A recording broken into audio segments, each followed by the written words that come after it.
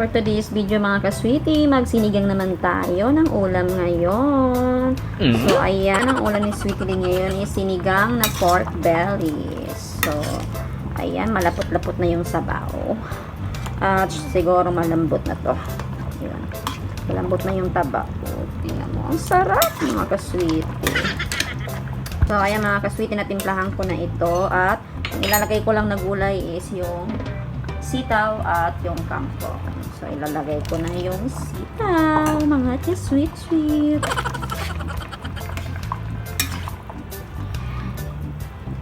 So, lutuin lang natin ng 2 minuto yung sitaw para hindi lumambot masyado.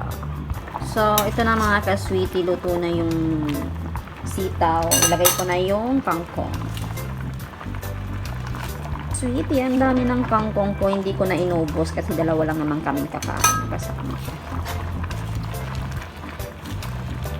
Yan. Nakaparami na naman ako ng kain ito. Naku talaga, sira na naman ang diet ko nito. Diet ngayon, bukas hindi. Diet ngayon, bukas hindi. Parang ganun lang. Useless ang diet ni Sweetie Lynn. Shut up.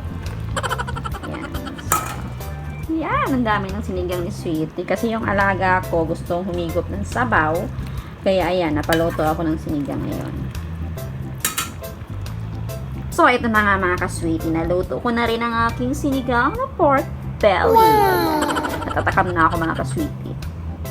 So, ayan. Thank you for watching mga ka-sweetie. Kain na tayo!